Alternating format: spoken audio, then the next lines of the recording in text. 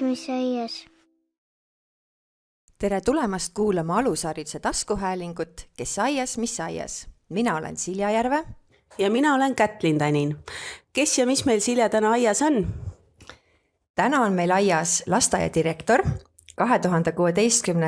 aasta haridusjuht, alushariduse riikliku õppekava esimese töögrupi juht, aktiivne ja edukas oma lasteaia eduloo presenteerija, võiks isegi öelda, et suunamudija alushariduses, Kristiina Mägi.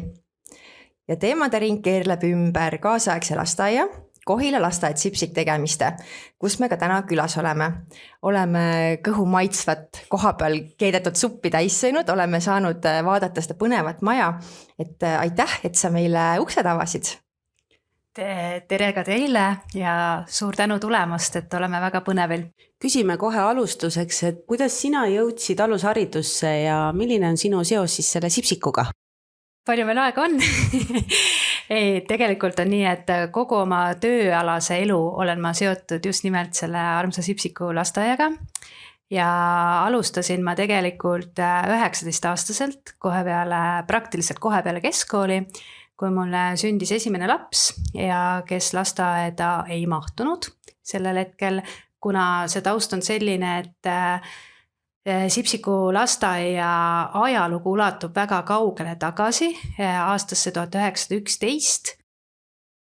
Kohila paberivabriku hoones avati siis töötajatele selline päevahoid ja hiljem ta liikus Kohila mõisa hoonesse ja 1982 ehitati siis see praegune maja. Aga aastal 1999 leiti, et sündivuse arv on vähenenud ja Alevis on juba 2 lasta toimisid, et ühest piisab, et ei ole enam vaja 2 maja. Sellest järgmisel aastal oli juba järjekord ukses ehk et suleti 9 aastaks ja järgmine aasta oli juba probleem, et kuhu lapsed mahutada. Ja nagu jutu alguses ütlesin, et jäin ka mina oma esimese lapsega nii-öelda välja, et lapsi mahtunud lasteaeda ja siis tegime ise sellise päevahoiulaadse toote, kui öelda nii võib. Selles mõttes, et see aeg oli hoopis teine ja see alguslugu oli hästi selline lihtne ja vormiliselt nagu praegune päevahoid võib olla. Aga sealt edasi vajadus järjest kasvas, iga aasta avasime uue rühma ja lõpuks ta sisuliselt toimis täpselt nagu lasteaed, aga vormiliselt olime endiselt päevahoid. Kuni aastani 2006 vald munitsipaliseeris uuesti lasteaeks tagasi, et me tegutsesime kogu aeg siin samas lasteaia hoones, siis, et see hoone on kogu aeg nagu olnud sama. Ja aastast 2006 siis uuesti munitsipaallasteaiana kuni siiamaani. Ehk et peale seda sulgemist ja uuesti taasavamist siin lasteaia hoones olengi kogu aeg mina juhina tegutsenud. Ja kuskil mujal ei olegi kunagi tööl käinud, kui ainult siin. Aga teil on selline väike dünastia ka, kas sa tahad selle välja tuua? Jaa, et nii minu ema on teise lasteaia juht olnud, 33 aastat oli, nüüd on ta pensionil. Nii et ma olen kogu aeg nagu üles kasvanud nende lasteaia teemadega seotult ja olen hästi palju nii ise lasteaias käinud kui ka peale kooli lasteaia hoones aega veetnud ja aga põnev on see olnud. Ja kui veel edasi või tagasi õigemini mõelda, et mu vanaisa oli matemaatika ja tööõpetusõpetaja ja teine vanaema oli kehalise kasvatuse õpetaja ja et see on tõesti päris kaugele see liin läinud, et need pedagoogid on peres. Ja nüüdseks ka siis minu vanem tütar, kes siis kunagi sinna lasteaeda ei mahtunud, teda kellele see võib-olla siis mõnes mõttes alguse sai, see minu lugu töötab ka nüüd lasteaias Tallinnas, et see on päris põnev. Ehk et see hariduse teema on olnud sinu suguvõsas selline oluline teema, teid võib-olla ühendanud ja on ka sind huvitanud ja sa oled sel teemal ise otsinud arenemisteid ja võtnud vastu ka erinevaid väljakutseid, mis see valdkond pakub. Et näiteks 2019, kui oli alushariduses hästi kuum teema, see uus alushariduse riiklik õppekava, siis valiti sind selle töögrupi juhiks. Et mida sa sellest perioodist sooviksid ise välja tuua? Ma võin seda öelda, et kogu see protsess oli minu jaoks äärmiselt huvitav ja silmi avardav ja ma arvan professionaalses arengu mõttes ma ikka tohutult arenesin. Et see on ikkagi midagi muud kui juhtida lasteaeda.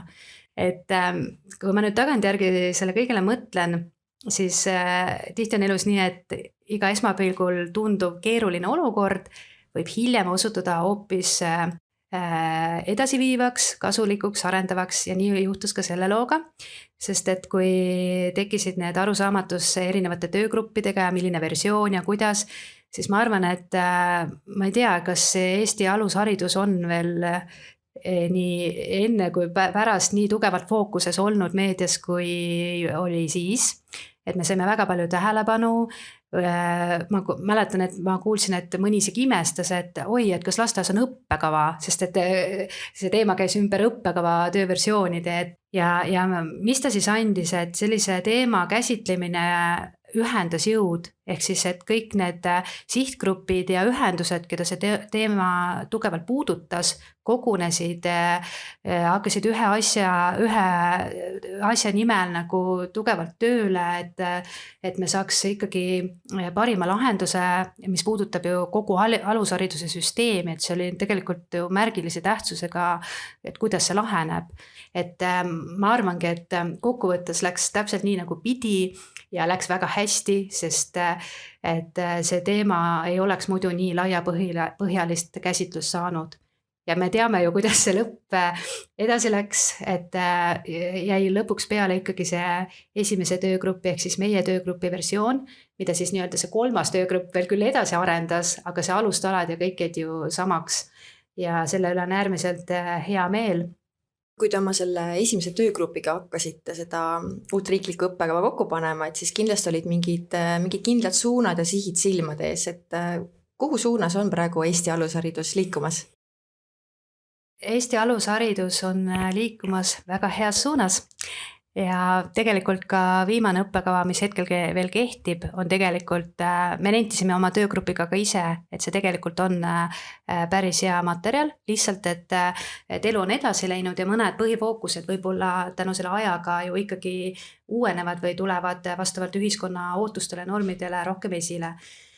Ja Eesti alusharidus liigub ikkagi selles suunas, et fookuses on laps, tema areng, et me oskaksime tuua esile ja hinnata lapse iseseisvust, see, kuidas ta saab ise valikuid teha, tegutseda, et lõppeesmärk on, et lapsest kujuneks ennastjuhtiv õpilane, inimene, kes saaks tuleviku elus kenasti hakkama.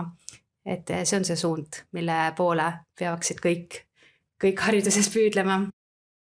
Sa oled Sipsiku lasteaia juht ja üks osa sinu isiklikust arengust on olnud see töögrupis osalemine ja ütlesid ennist, et see päris nagu nii ei ole nagu lasteaias, aga milline on siis sinu Sipsik, milline on sinu lasteaed, et kuhu suunas sinu lasteaed liigub siis? Meie lasteaed liigub täpselt selles suunas, mida ma ütlesin. Ma tunnen väga jõudsalt seda, milline on meie fookus ja millised on meie põhimõtted, väärtused, need on hästi läbi arutatud meie meeskonnaga, need on paigas ja selle ümber tugineb kõik või põhineb kõik muu.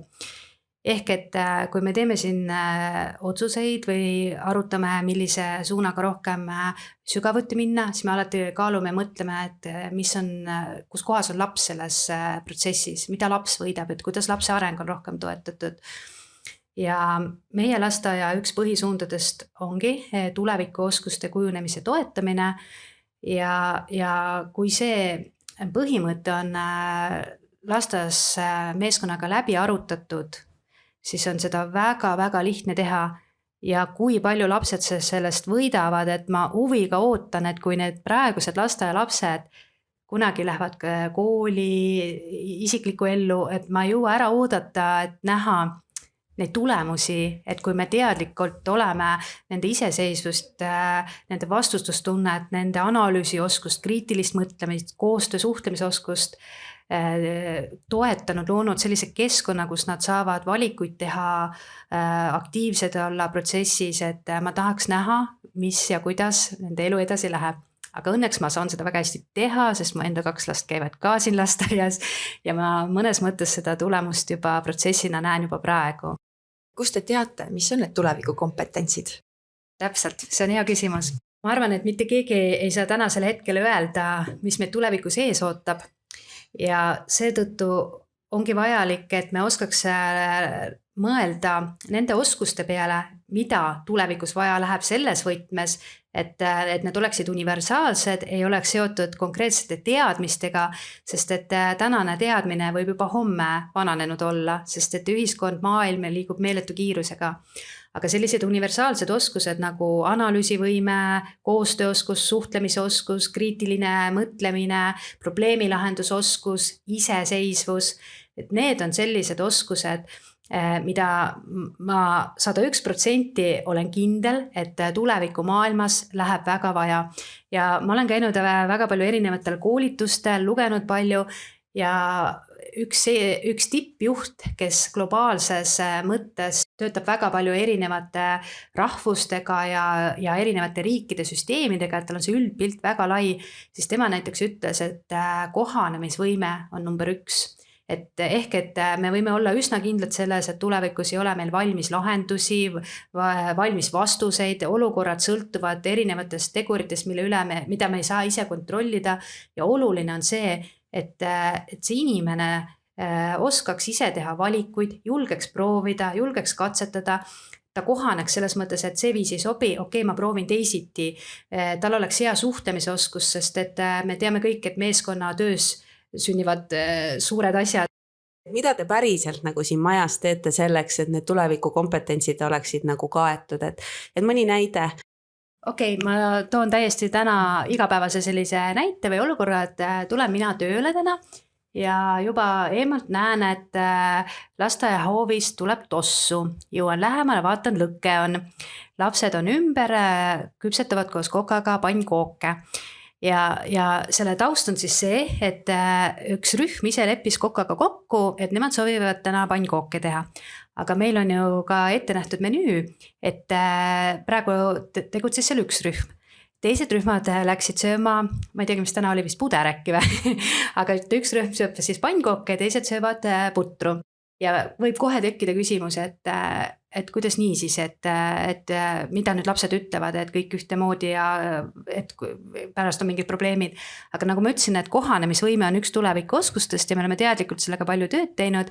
Ja kui näiteks tulebki selline olukord, et ühed söövad pannkooke ja teised mitte, siis me küsime laste käest, aga mis te arvate, et mis me võiks teha, et teie ka pannkooki saaksite, et nad lähevad ise kokamari juurde. Nad lepivad kokku selle päeva, selle aja, mida selleks vaja teha on. Nad ise toovad sealt alt kuuri juurest puud, valmistavad ette ja kui me mõtleme nüüd nende tulevikuoskuste peale, et suhtlemisoskus, koostööoskus, selline analüüsivõime, et aga mina tahan ka, mis ma selleks tegema pean, et väga palju asju on sellega kaetud ja ka see, et tulla toime võib-olla selle emotsiooniga, et nemad söövad pannkooki ja mina pean täna putru sööma ja tegelikult ma ütlen, reaalses elus see ei tule lastele probleemiks, sest nad on harjunud sellega. Ja kohanemisvõimet veel, et meil ei ole lasteaiarühmades kindlaid kohti lastel.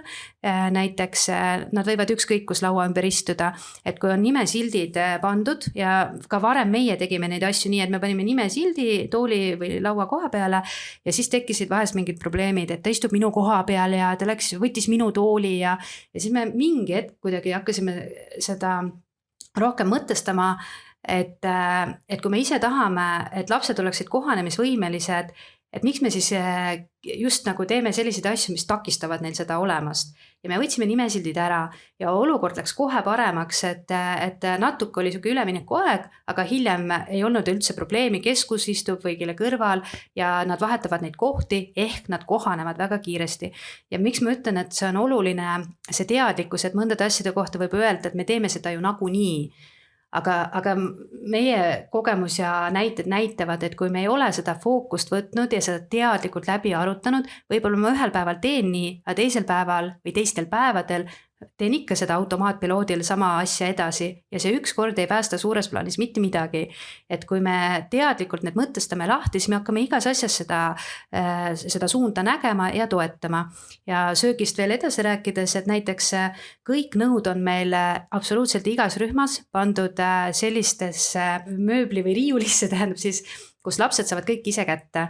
ehk et lapse analüüsi protsess hakkab käima sellest, et mis meil täna süüa on. Suuremad loevad ise menüü pealt, väiksematele õpetaja ütleb ja laps saab ise valida, ta teeb selle riiuli või sahtli või kapi, kuidas kellegi rühmas on lahti, et täna on supp. Siis ta näeb, et seal on taldrikud, leivataldrikud, kausid ja ta peab mõtlema, millise nõude täna valib, kui on supp näiteks. Ja siis ta peab valima kas lusika, noa või kahvli. Ehk et laps analüüsib, mõtestab, viib iseseisvalt oma kohale need nõud. Et need on kõik sellised igapäevased lihtsad asjad, mida absoluutselt iga lasteaed saab teha, kui see on läbi mõtestatud, et läbi selliste tegevuste me saame toetada just nimelt neid tuleviku oskusi või kompetentse.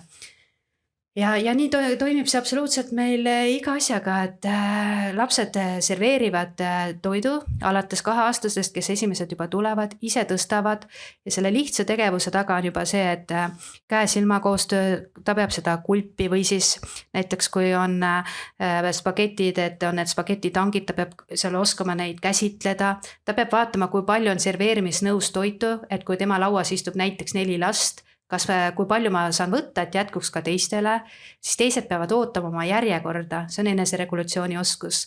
Siis võib-olla on koostööd vaja, et vahel on need sau ja kaussi, et ma saan tõsta või kallutada, et ta palub.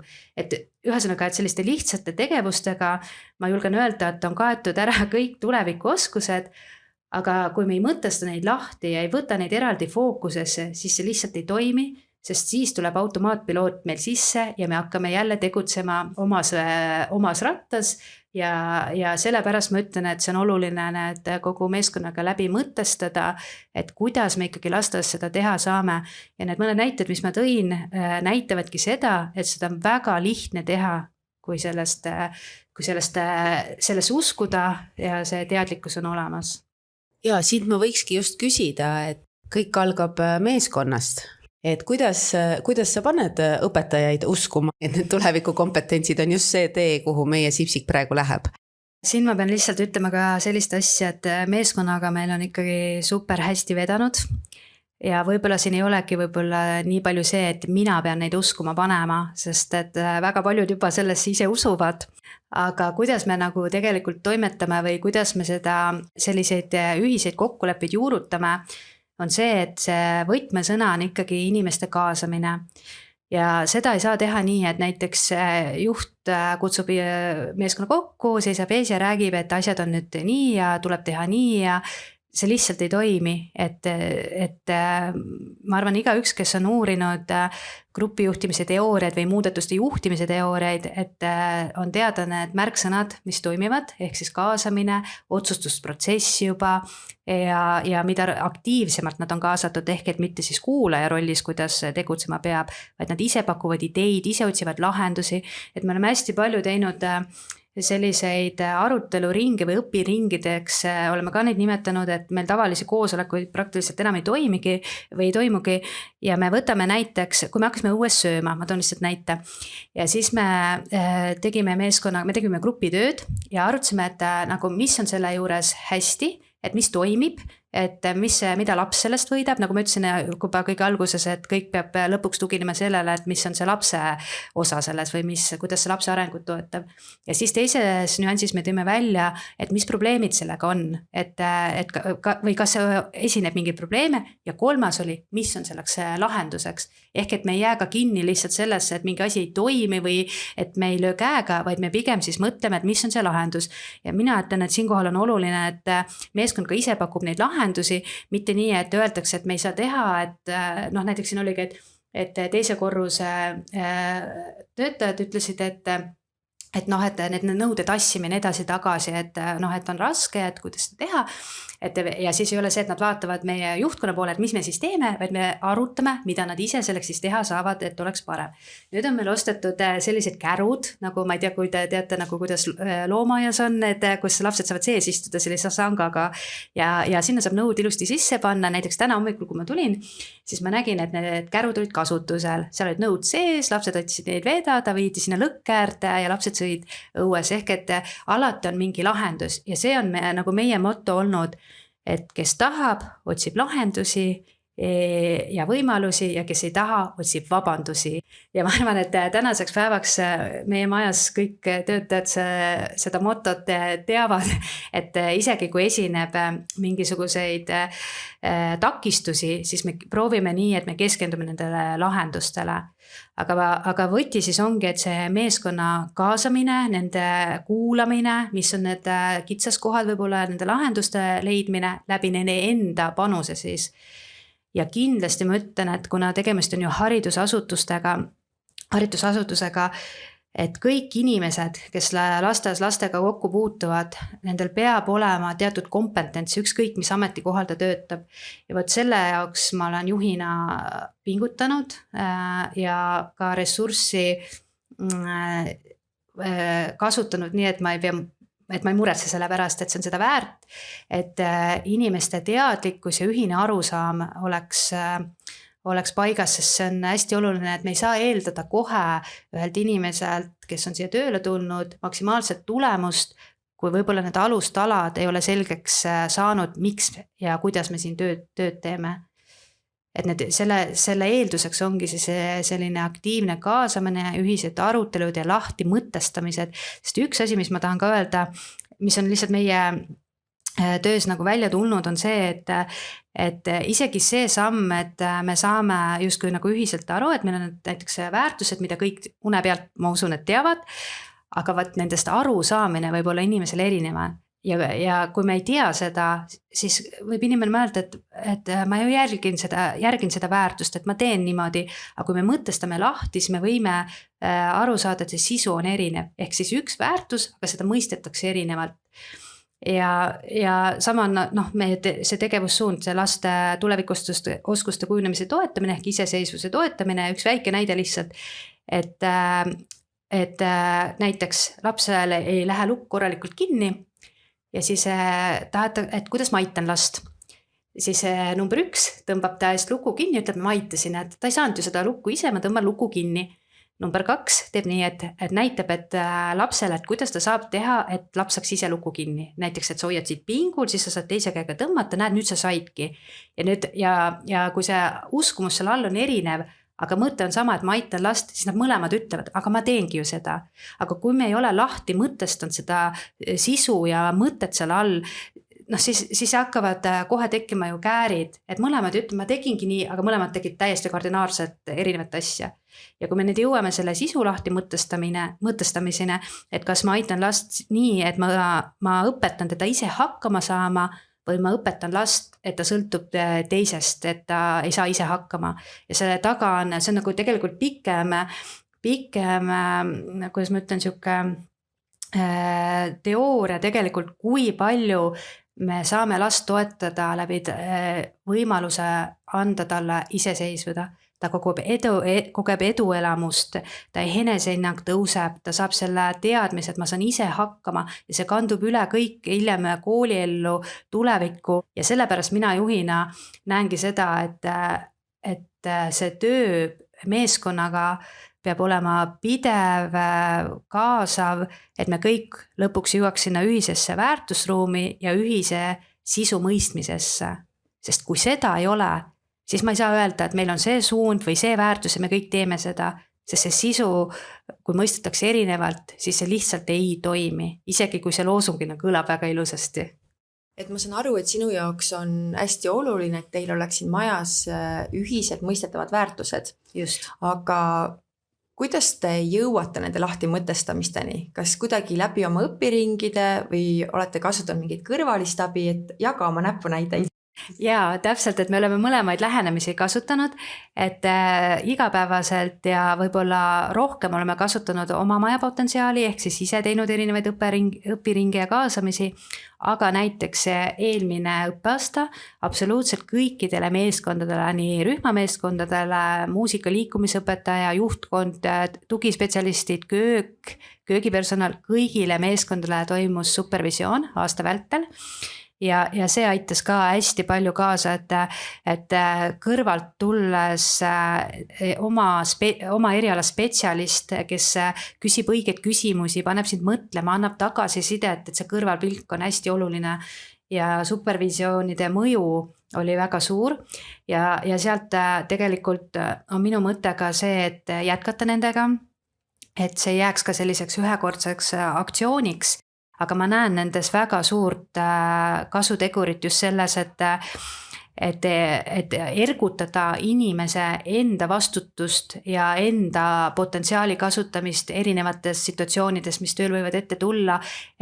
Ja täpselt sama, mis ma rääkisin laste kohta, need tulevikuoskuste mõttes, need kõik kehtivad ka täiskasvanul töötajal. Et näiteks kui mul tööl olles tekib mingi teema, et kuidas ma edasi teen, et ma julgeks ise neid valikuid teha, ma julgeks otsustada, et ma oleks endas kindel, et see viis ei toiminud, et ma valin nüüd uue, et ma ei löö käega, et täpselt samamoodi toimib ja ma leian, et nende supervisioonidega need toetavad inimese professionaalset arengut ja läbi selle saab ta efektiivsemalt oma tööd teha, ehk siis efektiivsemalt lapse arengut toetada. Mina näen juhina seda, et mida rohkem on autonoomsust, seda rohkem on tegelikult ka vastutust. Need on aga omavahel seotud, mida rohkem sa pead oma peaga mõtlema, seda rohkem sa ju mõtestad seda läbi, sa hoopis teiseti, su pea töötab hoopis teisiti, kui sa lihtsalt täidad mingisugust automaatpiloodil, nagu ma armastan kasutada seda sõna, täidad mingit joont, mis sulle on ette antud ja see joon läheb järjest sügavamaks kraaviks, aga mida rohkem sa saad ise valida, otsustada teha, et see enda areng, see kohe avaldub su töös ja seda on kohe kõrvalt näha. Et tõesti, mul juhina ei ole kahju sinna seda ressurssi kasutada nii-öelda või luua seda võimalust. Ja me oma majas oleme näinud seda, et siin on kaks asja, et üks asi on see, et igas ühes on see ressurss olemas. Nüüd, kas me loome selle ajendi, et see tuleb välja või see ei tule välja? Ja me oleme oma majas teinud väga palju selliseid, kuidas ma ütlen, andnud selliseid võimalusi, et töötaja saab oma neid potentsiaali või ressurssi väljendada ja läbi selle kogeda ise eduelamust, et me just ennem siin tegelikult rääkisime, et lasteaias ei ole väga palju võimalusi nagu tööalaseks arenguks, ma mõtlen ametikohtade lõikes, ehk et ongi ju kas õpetaja abi, assistent, õpetaja, siis ongi juba juhtkond, eks, et siin ei ole väga palju selliseid etappe vahel. Aga samal ajal võib olla keegi assistent väga tugev näiteks IT-alal. Meil on näiteks siis osad assistendid täidavad haridustehnoloogi ülesandeid. Ja või siis näiteks, nagu ma ütlesin, et kokk viib meid läbi õpiringi. Tal on coachimise meetodi läbinud koolitusena, ta oskab seda teha. Meil on õpetajad, kes viivad ise õpiringi ja koolitusi läbi, näiteks nad käivad ka koolitamas, et see on kõik nagu selline lisaväljund ja mulle meeldib, et meeskond ise on öelnud, et see ei ole lisakohustus, vaid see on lisavõimalus. Ja siis ma saan aru, et see on nagu tööle läinud, et siin ei olegi asi selles, et mina ütlen, et nüüd peab nii tegema, et siin pigem see, et kas ma jõuan või suudan luua nii palju seda võimalust, et nad saaksid seda potentsiaali kasutada. Täna viib kokk läbi tervisemeeskonna koosoleku. Ta on ka tegelikult tervisemeeskonna juht, nii et ta peabki seda tegema, aga ehk siis, et me võiks ju mõelda, et kokk, see on tema ülesanne köögis süüa teha, aga tegelikult ta teeb väga-väga palju enamat, et see ongi see, et luua see võimalus, et kui inimesel on see valmisolek ja soov olemas, et ei jääks selle võimaluse puuduse taha tema areng nagu selles mõttes toppama, et alati leiab ka lasteaia organisatsioonis võimaluse pakkuda inimesele selle potentsiaali väljundit. Ja siin me teemegi saatesse väikese pausi ja meil on suurepärane võimalus kuulata, kuidas teie kokk ise räägib, milline on tema hobi ja töö.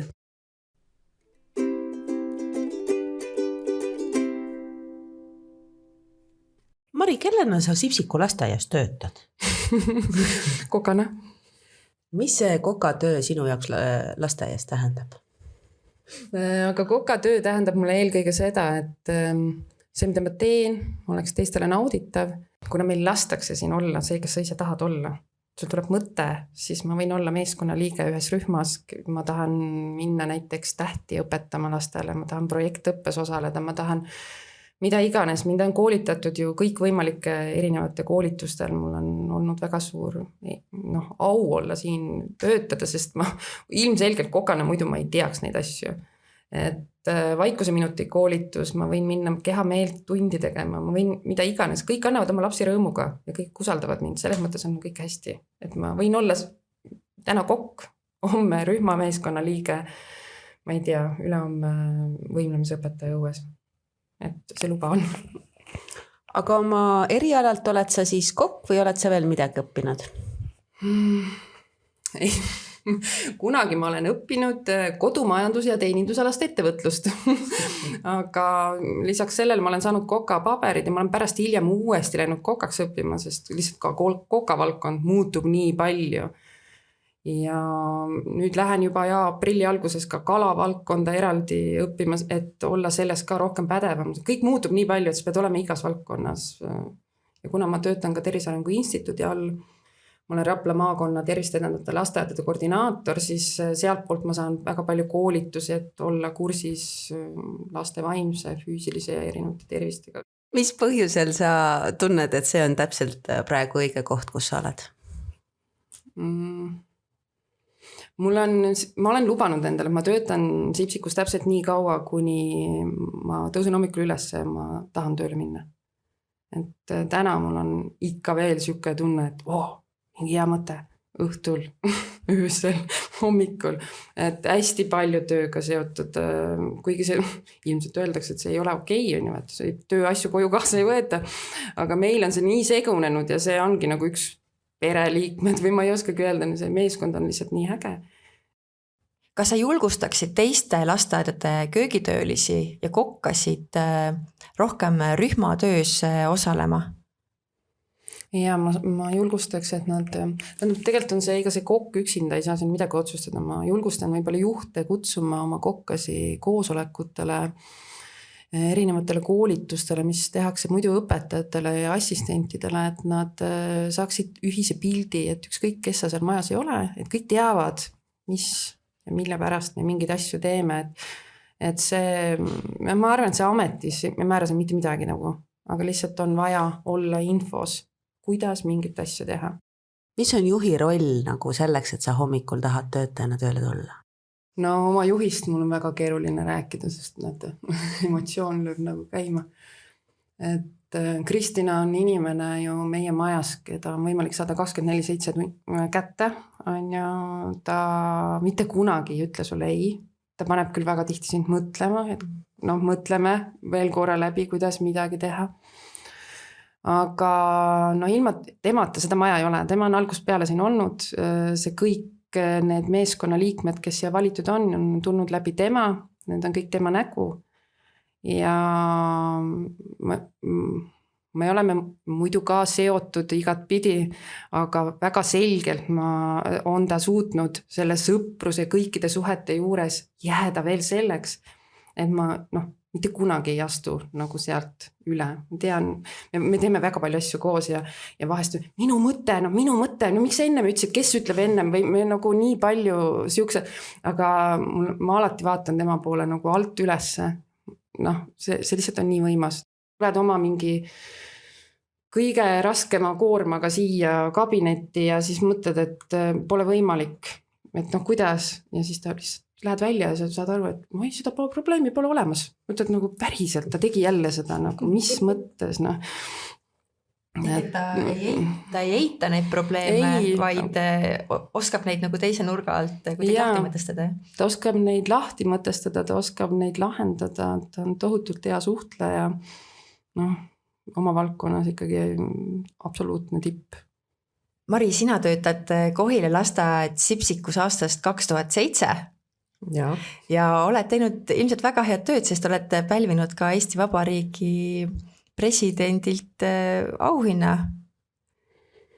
Ma pigem naudin seda, mida ma teen, et ma ei peaks seda väga suureks tööks. Et see muidugi on, see on ikkagi asi, mida ma ise ka käies erinevates lasteaedades, ma seda ka mainin, et vahet ei ole, kes sa oled, sa võid saada, kui sul on nii imeline juht, kes sind esitab igale poole ja laseb sul teha neid asju, mida sina hinges soovid ja mis on laste jaoks kõige parem. Mida veel? Mis on järgmine plaan? Võib-olla meile siin kuulajale mõni nipp, et ei tea, praegu ei tea, need plaanid tulevad niimoodi üle öö ja siukseid mõtteid just praegu tunneme rõõmu, suurt rõõmu, saalis meil on koosolek ja tunneme suurt rõõmu selle üle, me näeme taas oma lapsevanemaid, me saame teha lastevanematega koostööd, millest me oleme nii palju puudust tundnud, et kindlasti me kasutame seda momenti ära, kuniks saame. Me ei tea kunagi, kuhu edasi, mis see lihtsalt tuleb ja me püüame sellega kaasas olla, mis tuleb. Et, ja võtta sellest maksimumi. Sõime täna suurepärast kalasuppi, lõhesuppi. Mis homme menüüs on? Ma niimoodi peast tegelikult üldse oma järgmist päeva menüüd ei vaata. Minul ei ole seda kommet, ma tulen iga päev alustan täiesti null lehelt. Ma ei mõtle ette ja mina astun kell 7 uksest sisse ja alustan siis tööd. Et ainuke asi, mida ma pean vahest ette vaatama, kuigi mul on menüü seina peal, on see, kas on mingi tooraine, mis vajab leotamist või sulatamist. See on kõik. Rohkem ei tee mitte midagi. Et me säilitame tooraine siin maksimaalse väärtuse, sellepärast me igasugust toorainet hakkame töötlema nii hilja kui võimalik. Paljud lasteaiad on üle läinud nii-öelda supiköökide peale, kus söök tuleb kuskil kaugelt termostes. Mida sa sellest arvad? Ma ei ole selle vastu, sest käies erinevates Eesti köökides, ega sa võid koha peal ka teha väga halba valikut, on ju. Et kui see tuleb sealt kaugelt kuskilt ja see kvaliteet on parem, siis ma olen igatpidi selle poolt. Kui on olemas kuskil keskuses hea köök, kus on väga head kokad, hea meeskonnatöö, kus tuleb väga head toode, siis see on igati okei vedada seda 100 meetri või kilomeetri kaugusele, milleks pidada kööke, kus tegelikult meil kokkas ei ole väga saada, kes tahaksid seda tööd teha. Ja teiseks on väga palju kasutatakse valmis toorainet, siis ei ole ju tegelikult vahet, on ju, kui me saame kaugemalt mingi parema toorainega toote, siis igal juhul ma olen selle poolt. Kurb, aga ma olen selle poolt, sest lihtsalt ei ole võtta kokkasi, kes tahaksid anda kõige paremat meie lastele. Nagu öeldakse, et ilu on vaataja silmis ja maitse küsimus, et lapsed on selline võib-olla mõnikord natukene nõudlikum publik kui täiskasvanugi, et kuidas sa suhtud siis, kui sinu söök võib-olla täna ei läinud kõige paremini peale? Aga see ongi minu õppekoht, et ma väga suhtun sellest väga okeilt, mulle käiakse ukse peal seda väga tihti ka ütlemas, mis nad arvavad, kuigi positiivset tagasisidet on alati rohkem, seda nad nagu rõõmuga tulevad ütlema, et tee homme jälle seda suppi või tee homme jälle seda kala, on ju. Kas ma retsepti saan, meil on võimalik, neid peab printima välja, sest mingis vanuses nendel on õudselt tähtis, et nad saaks retsepti koju viia, et ema teeks sama asja. Emad tihtipeale ei oska sama kuubikut teha, meil tegelikult ju masin teeb kuubikus, nad arvavad, et ma oskan õudselt ilusaid kuubikuid tükeldada. Et see nüanss on, aga igasugune kriitika paneb ju tööle, mida ma saaks teha parem. See sama kalasupp, mida te täna sõite, on võimalik teha väga mitmeti, et meie lapsed siin lasteaias tahavad kalasupi sisse nii suurt kalatükki kui võimalik. Siis läheb kalasupp loosi. Kui kalatükk on pudru, siis supp loosi ei lähe. Et lihtsalt sa leiad selle lahenduse, kuidas seda paremaks teha.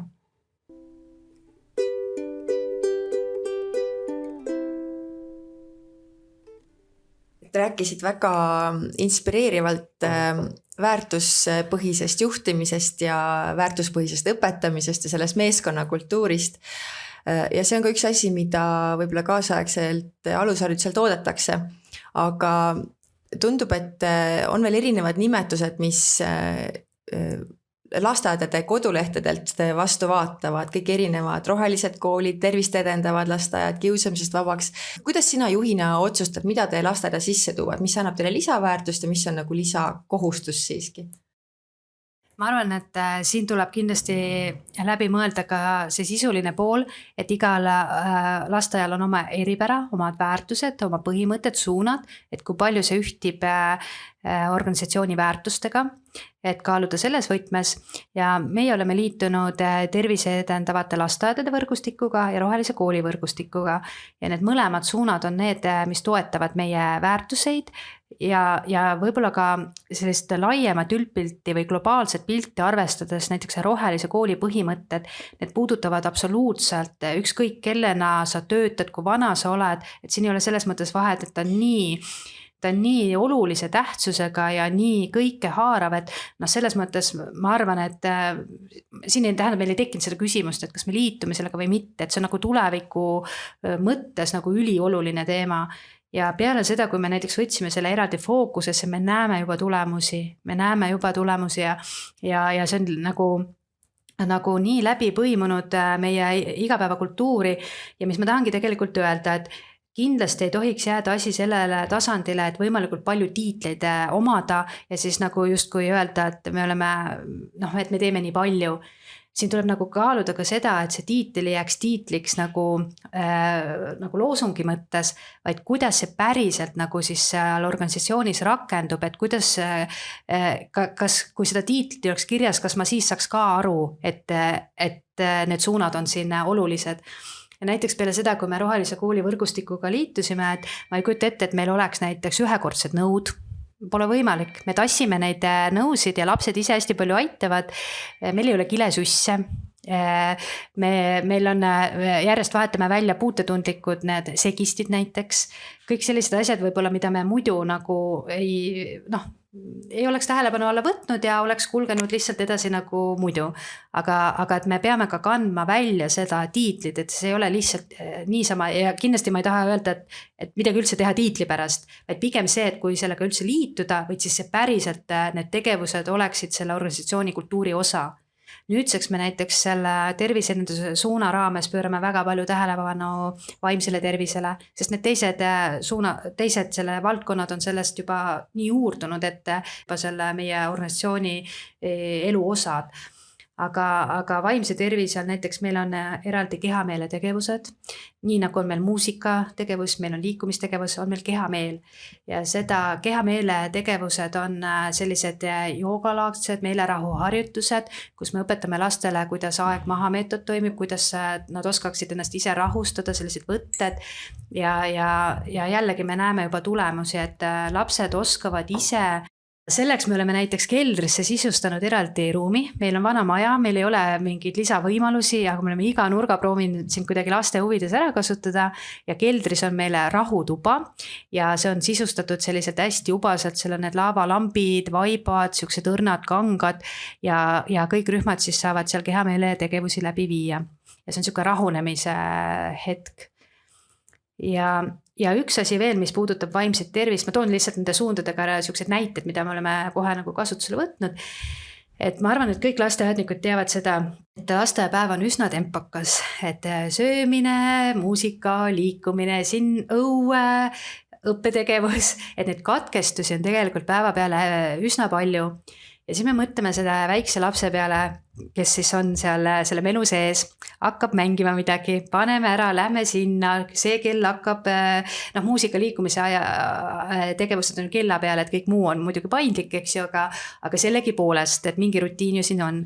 Ja me mingid nagu tundsime, et see tegelikult ei ole lapse ka vaimse tervise huvides okei. Kogu aeg me nagu midagi jätame pooleli, katkestame ja lapsed seal, neil on ka raske nagu ühelt tegevuselt teise minna ja mõnele, kes alles harjus, oli see väga kurnav tegelikult. Ja mis me siis tegime? Jälle tegime need oma aruteluringid, grupitööd, pakkusime lahendusi ja näiteks nüüd on meil nii, et meil muusika ja liikumistegevused on üks kord nädalas pikemalt. See ei ole nagu nii, et automaatselt 2 tegevust kokku liidetud, vaid õpetaja saab mitmekesisemalt läheneda ja vaheldusrikkamaid tegevusi teha ja ta jõuab lõpus ka lastele sellise rahunemisringi teha. Ehk et sellise muudatusega me võitsime juba 2 päeva nädalas, kus katkestusi ei ole. Ehk siis, et jällegi mina kutsun üles sellist asja tegema, et ma saan aru, et mõned asjad on alati nii olnud, alati on olnud 2 korda muusikat, 2 korda liikumist, aga keegi ei ole kuskil öelnud, et see täpselt nii peab olema. Et oluline lõpuks, et laps omandab ju need oskused, aga mitu korda nädalas ta midagi teeb, seda ei ole ju tegelikult ammu enam kuskil kirjas. Ja selline muudatus andis meile lihtsalt selle sujuvama päevakava ja me juba oskame hinnata selle muudatuse mõju, et see on lastele hästi mõjunud. Kohila lasteaed Sipsik paistab silma erinevate innovaatiliste lahenduste poolest, nagu see, mida sa praegu rääkisid. Et kuidas sünnivad ja arenevad teie majas erinevad innovaatilised lahendused? see taskuhääling on lihtsalt super võimalus, mida ma usun, et kõik lasteaiad võiksid ära kasutada. Seda võib-olla, kui mõelda ressursside peale, millest me ennem rääkisime, siis finantsiliselt on see lasteaedade jaoks 0 kuluga, aga see kasutegur lihtsalt väga suur. Ma lihtsalt toongi siia ühe näite, kuidas meie, kes aias, mis aias taskuhäälingut nii-öelda heas mõttes ära kasutame. Et kui ma ennem ütlesin, et kuidas seda meeskonda kaasata või kuidas viia neid sellele ühesele teadmisele või teadlikkusele, et me mõistaks meie väärtusid ühtemoodi, siis näiteks järgmine nädal on meil assistentide õpiring ja me oleme juba ette valmistanud, kuidas me selle läbi viime, et me kuulame ära podcasti osa, kus teil rääkis Maire Tuul ja seal olid need põhialustalad, näiteks mis on lapsest lähtumine, mis on lapse kesksus, mis on lapse juhitud lähenemine ja täiskasvanust lähtuv lähenemine. Ja see kindlasti, ma võiks ju seda teha ka niimoodi, et ma räägin ise ära, mis miski on ja siis inimesed noogutavad ja ahah, versus me teeme seda nii, et me kuulame ühiselt seda taskuhäälingut, siis me teeme grupitööd, laseme neil ise sõnastada, kuidas nad sellest aru said, ehk et kui me mõtleme õpikogemuse teooria peale, siis see passiivne kuulamine on kõige väiksema efektiivsusega õppimine. Kõige suurem õppimismoment on siis, kui inimene oma sõnadega õpitud püüab edasi anda. Ehk et jällegi selline teadlikkus siin taga, et kuidas oma meeskonda aktiveerida või hoida selles ühises foonis. Ehk et nad siis grupitöödena toovad siis selle sisu välja ja toovad ka iga lähenemise kohta näite, et see kinnistub palju paremini ja sellega me saavutame selle, et meie ühised alustalad või ühised teadmised on samad ja mitte lihtsalt kuulduse mõttes samad, vaid ka läbi mõtestatult samad. See on üks näide ja meil on plaan teha seda iga podcasti osaga nii.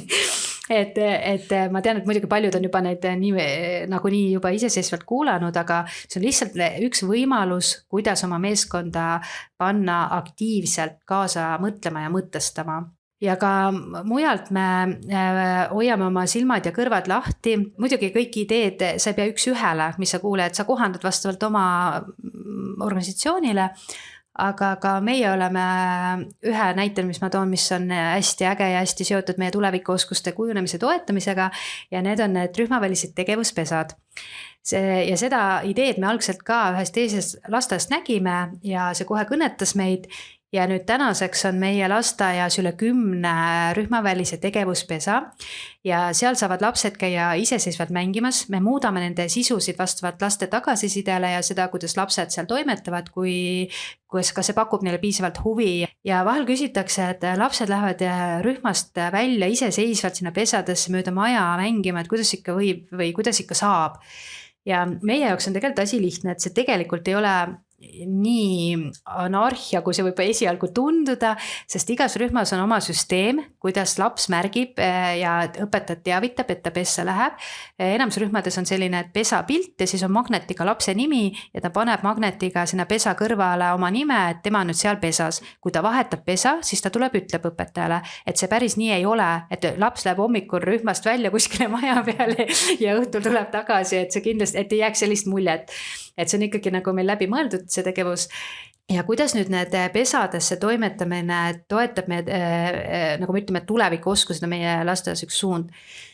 Nii, ta kogub esiteks julgust, ta läheb rühmast välja, ta peab panema oma nime sinna valitud pesa taha, ta saab pesades iseseisvalt tegutseda, mängida, seal on teised lapsed ka, sealt tuleb juba koostööoskust. Siis on näiteks, kui tuleb mingi teema, üks ütleb, et sina jätsid selle laiali, et sa pead ära koristama või mingid omad vahelised teemad, siis nad peavad lahendama võimalikud probleemid, ehk siis probleemilahendusoskus.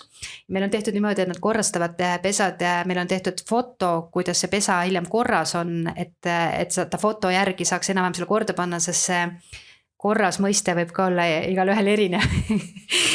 ja sellega nad õpivad juba vastutustunnet, iseseisvust, et seal on ka analüüsivõime selles osas, et meil on ette nähtud mitu last maksimaalselt ühes pesas saab olla. Ja näiteks ta peab, kui ta tuleb, ta peab vaatama ja hindama, kas ta mahub sinna pessa, võib-olla ta peab liikuma teise pessa, siis ta peab vahepeal välja õpetajale minema ütlema, et ühesõnaga väga palju iseseisvust toetavaid oskusi on fookuses tänu sellele, et kasutavad rühmaväliseid pesasid.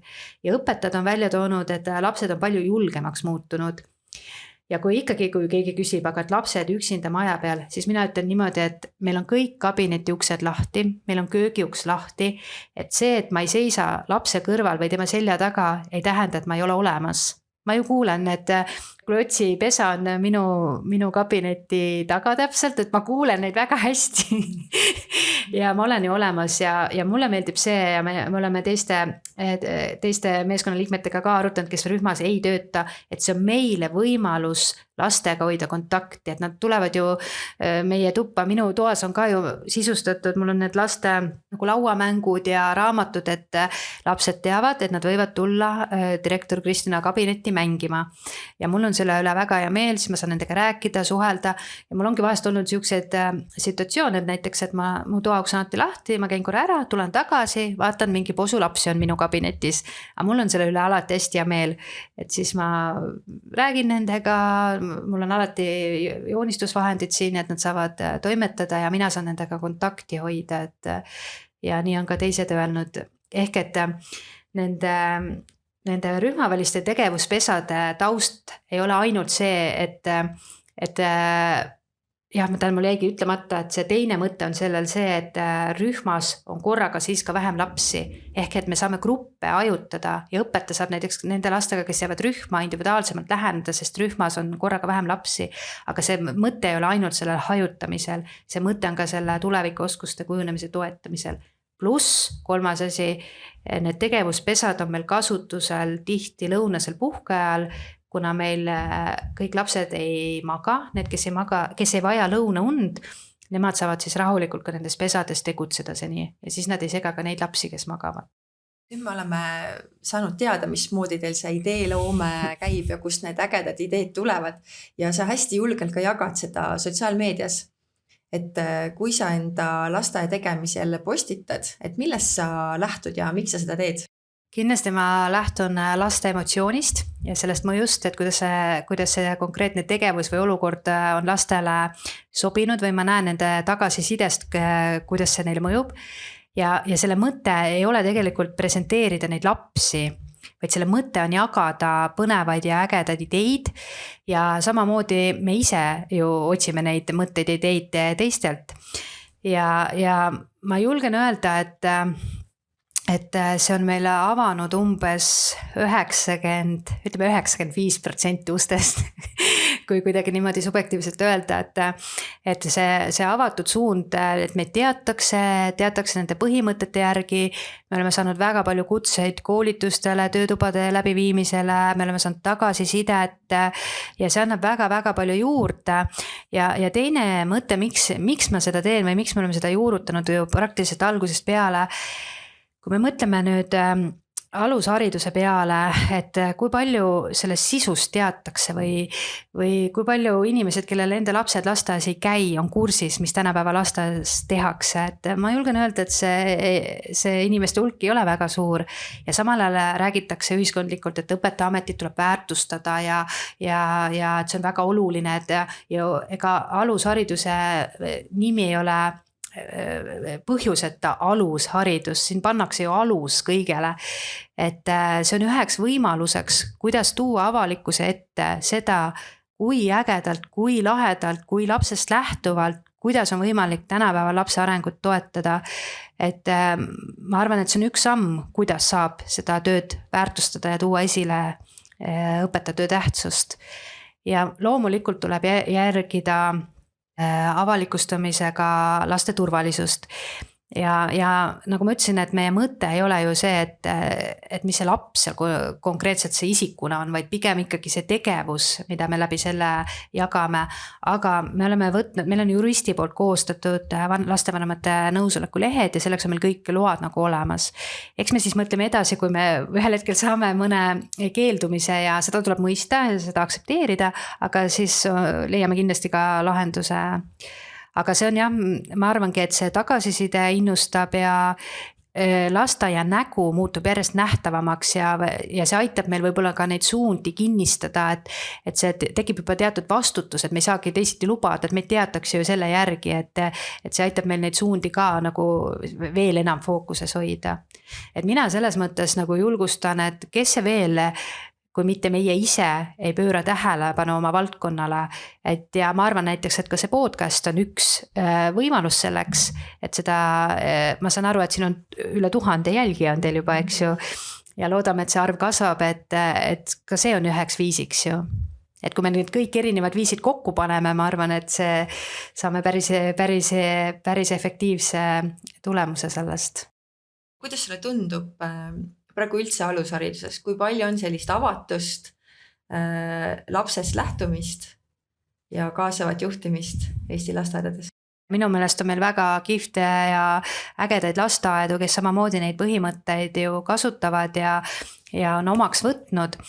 Aga ma arvan, nii nagu iga asjaga, et ei saa üldistada, et alati nii või alati naa, et on erinevaid näiteid ja erinevaid võib-olla ka siis kitsaskohti, mille taha mingid asjaolud takerduvad. Aga ma arvan jällegi, siin tuleb mängu, mis me just ennem rääkisime, et miks avalikustada või miks jagada, et võib-olla siin kõnetab kedagi, et saab ka teisiti, et alati ei pea, nagu ma ütlesin, et mõned asjad on tihti nii, et me oleme alati nii teinud ja me üldse ei mõtle seda ringi, et võib-olla saaks teisiti, sest selline rutiin või võtab lihtsalt võimust. Aga kui me näeme neid erinevaid lahendusi, siis võib-olla hakkab kuskil midagi idanema ja sealt edasi kasvab võib-olla veel midagi hoopis ägedamat. Et ma usun, et see potentsiaal on kindlasti väga suur ja olemas. Ja jällegi ma pean ütlema või kordama, et kus on lasteaed oma vahvaid ideid jagama, et nii me saame kaudsemalt ja võib-olla isegi tegelikult, võib-olla ei olegi kaudselt, võib-olla isegi päris hästi mõjutada kogu seda alushariduse süsteemi, et me oleme ise avatumad, jagame ja nii saame üksteiselt palju rohkem õppida. Kuidas sulle tundub ka, kas lasteaed on siis pigem üksteisele potentsiaalsed koostööpartnerid või on nad ka omavahel konkurendid? No ma tahaks uskuda ja loota, et see konkurents ei oleks see põhimärksõna siin, et ikkagi koostöö. Et kui ma mõtlen nüüd ka nende lasteaedade peale, kes on avaldanud soovi näiteks meile külla tulla ja siis me alati ütleme, et aga ainult siis, kui me saame vastu tulla, et me tahame ka tulla, et igalt poolt on ju midagi õppida ja et saame ka meie, kohe tuligi üks idee meelde, et käisime Võsukese lasteaias ja seal me nägime kattelooriga tehtud seda rahunemispesa või selline katteloor. Kohe tulime tagasi, järgmine päev oli meil ka, et selles mõttes, et ma ei nimetaks seda kindlasti konkurentsiks, see on ikkagi see ideede korje ja omavahel selliste heade praktikate jagamine, et see on see, mis viib kokkuvõttes kogu süsteemi edasi. Me oleme hästi palju rääkinud sellest, millised võimalused ja mis sa kõik nagu oled juba ellu viinud või tegelikult saavutanud või kuhu poole liikumas, aga mis on ka see koht, et kus sa mõtled vahepeal, et võib-olla siin on? Ja kindlasti on minu tööalases elus palju väljakutseid, et ma isegi proovin nendesse suhestuda nii, et mulle isegi meeldivad nad, sest nad viivad mugavustsoonist välja ja panevad mõtlema, leidma uusi lahendusi ja siis see ei luba minul jääda rutiini ja igavasse tööellu. Ja sellepärast mulle meeldivad need, aga ma arvan, et üks suur väljakutse on töö inimestega. Ja siin ei ole vahet, kas sa töötad haridusasutuse juhina või mingi ettevõtte juhina, et siin selles kontekstis ma seda vahet isegi sisse ei tooks, aga just selles mõttes, et nagu ma ütlesin, et iga inimene on erinev, igaüks toob oma bagasi, kogemuse, oma väärtustega ja nüüd panna see kõik ühte süsteemi ühtemoodi tööle selles mõttes, et loomulikult jääb see paindlikkus ja vabadus, aga et me töötame ühiste väärtused, et need alusväärtused oleks meile kõigile mõtestatud samad ja see on päris suur väljakutse ja ma proovin niimoodi, et suhestuda oma meeskonda, et ma mõistan ja aktsepteerin. Muud moodi lihtsalt ei saa, et sa ei saa teisiti neid selliseid, siis kuidas ma ütlen, neid väljakutseid lahendada. Ja see lahendus on siis see, et mitte hurjutamine või ütleme, kuidas siis nii, et me oleme ju rääkinud, vaid kuidas ma saan seda inimest toetada, kuidas ma saan seda potentsiaali temas tuua esile, et ta jõuaks sinna ühtsesse väärtusruumi või ühtsesse teadmisesse. Ja selle jaoks on siis kõik need, mis ma eelnevalt rääkisin, et supervisioonid, kaasamised, arutelud, et ta lõpuks muutub nagu minu nägemuses nagu tervikuks, et igat tööd saab teha igat moodi, võid lihtsalt käia tööl ja teha ära ja ma täidad need sisendamise aruanded ja kinnitad arved ja saab nii ka lasteaeda juhtida.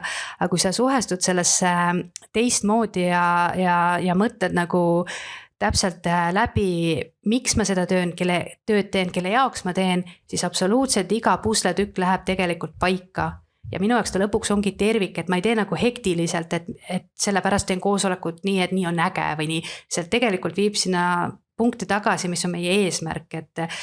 Ja kui ma mõtlen ennast nagu algaja juhina ja nüüd, et mitte keegi ei saa alustada ju valmis produktina, nüüd tulin esimest kuud, olen juht ja nüüd kõik teengi täpselt ideaalselt, et mina samamoodi kasvan ja arenen kogu selle protsessi käigus ja nii kaua, kui ma tunnen, et mul seda ruumi veel kasvada ja areneda on, nii kaua ma töötan rõõmuga ja õnneks ma julgen öelda, need väljakutsed jätkuvad ja ma usun, et see ei saa kunagi valmis, sest inimesed vahetuvad, lapsed vahetuvad, maailm muutub, et sellega kõiges kohaneda, kaasas käia, ongi see, mis teeb selle töö nii eriliseks ja endiselt jääb ju kehtima see, et number 1 on laps ja lihtsalt see nii ongi, nii kannab, nii on.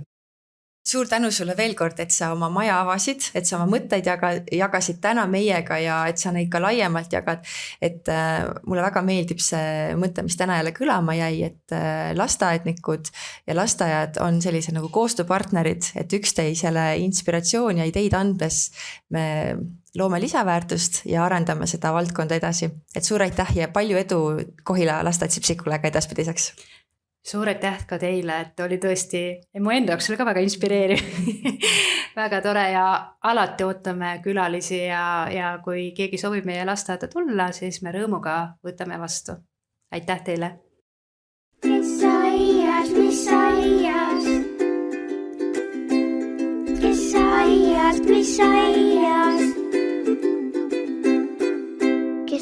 Mis aias? Taskuhäälingu tegemisi saab jälgida Facebooki lehel Kes aias, mis aias ja Eesti Lasteaednike Liidu kodulehel www.lal.ee. Kuulata saate Spotify's, SoundCloudis ja YouTube'i kanalil ning vajutage kindlasti telli nuppu, siis jõuavad uued saated sinuni kõige kiiremini. Kohtumiseni!